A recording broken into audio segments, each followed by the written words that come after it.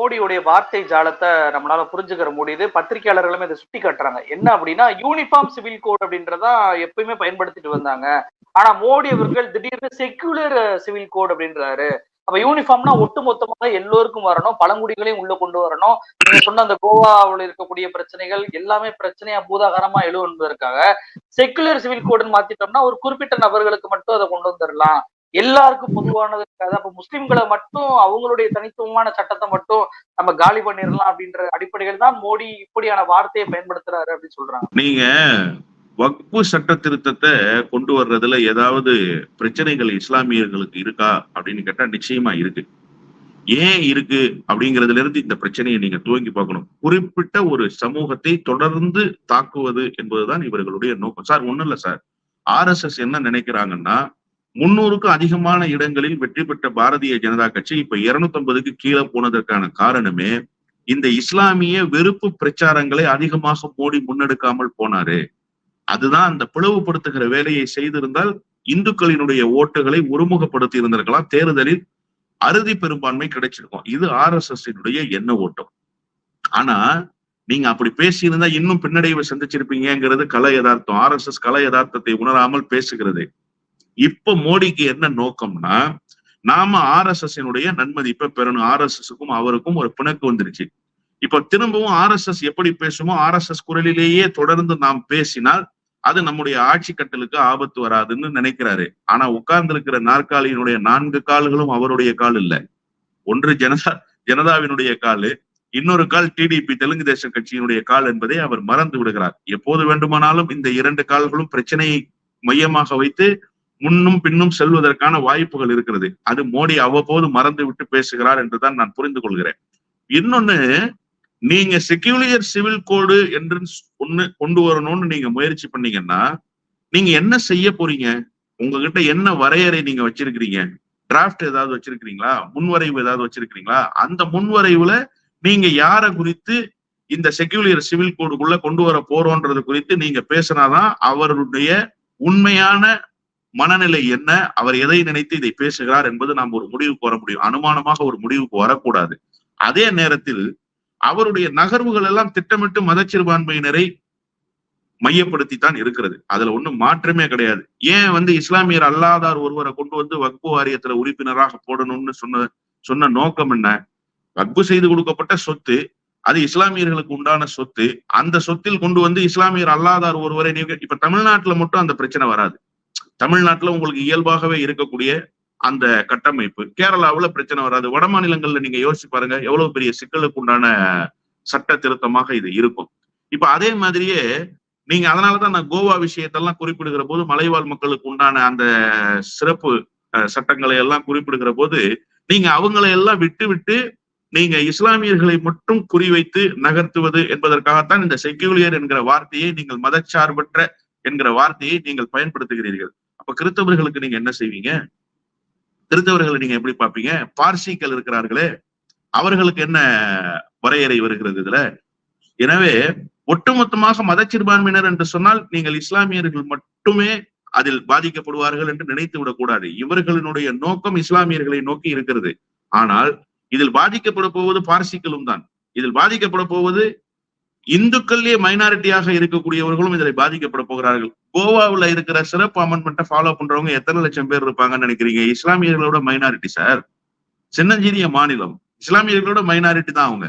அப்ப அவர்களுக்கும் ஒரு ஆபத்து வந்து விடுமே என்கிற அந்த ரீதியில் தான் இந்த பிரச்சனையை அணுக வேண்டியிருக்கிறது. ஆனால் மோடியினுடைய நோக்கம் திட்டமிட்டு இஸ்லாமிய சமூகத்தையும் மதச்சிறுபான்மையினரையும் அச்சுறுத்தலுக்கு உள்ளாக்குவதுதான். நான் ஒரே ஒரு விஷயத்துல ரொம்ப தீர்க்கமா இருக்கேன். எப்படி வக்பு மசோதாவை, சட்ட திருத்தத்தை இவர்கள் நிறைவேற்ற முடியாமல் போனதோ அதே போன்றுதான் இப்ப இந்த செக்யூலியர் சிவில் சட்டம்னு சொன்னாலும் சரி, யூனிஃபார்ம் சிவில் கோடுன்னு நீங்க வேற வேற பெயர்களை வைத்துக் கொண்டு வந்தாலும் சரி, முகமூடிகளை மாற்றிக்கொண்டு நீங்கள் வருவதாக இருந்தாலும் சரி, அதை நிச்சயமாக பாராளுமன்றத்தினுடைய கூட்டுக்குழு ஏற்கப் போவதில்லை. இனி மோடி நினைத்ததை போல ஒரு சட்டத்தை எல்லாம் நிறைவேற்றுகிற வாய்ப்பு இல்லை என்றுதான் நான் புரிந்து கொள்கிறேன். ஆனால் அவருக்கு இருக்கிற ஒரே ஒரு நோக்கம் பதட்டமான சூழலை உருவாக்குவது. இப்ப 3 மாநில தேர்தல் வருது. இதை மையப்படுத்தி தேர்தலை சந்திக்க வேண்டும். அதை வைத்து தேர்தலில் ஒரு வாக்கு அறுவடை செய்ய வேண்டும். அதற்காக இப்படி பேசி இருக்கிறார் என்றுதான் நான் ஏன்னா இதெல்லாம் அறுத பழைய பேச்சுக்கள். இப்போதா பேசுகிறார், 11 ஆண்டுகளாக பேசுகிறார். Make in India, made for all. என்ன நீங்க பண்ணிட்டீங்க இத்தனை நாட்கள்ல? எல்லாம் சைனாவோட பார்ட்ஸை கொண்டு வந்து இங்க அசம்பிள் பண்ணி மொபைல் ஃபேக்டரிஸ ரன் பண்றீங்க. காருக்கு ஜப்பான்ல இருந்து ஜெர்மனில இருந்து அசம்பிள் பார்ட்ஸை கொண்டு வர்றீங்க. எலக்ட்ரானிக் பார்ட்ஸ் எல்லாம் சைனாவில இருந்து கொண்டு வர்றீங்க. கொண்டு வந்து இங்க தமிழ்நாடு போன்ற மாநிலங்கள்ல, ஆந்திரா போன்ற மாநிலங்கள்ல, மகாராஷ்டிரா போன்ற மாநிலங்கள்ல அசம்பிள் பண்ணி காரை உற்பத்தி பண்றீங்க. என்ன மேக் இன் இந்தியா? இது பேர் தான் மேக் இன் இந்தியாவா? இதுதான் நீங்க நாட்டுக்கு மேக் இன் இந்தியான்னு சொல்றீங்களா? இன்னொன்று, ஒரே நாடு ஒரே தேர்தல், அதையும் அவர் பேசி இருக்கிறார். அதுவும் ஒரு பல்லில்லாத பாம்பு.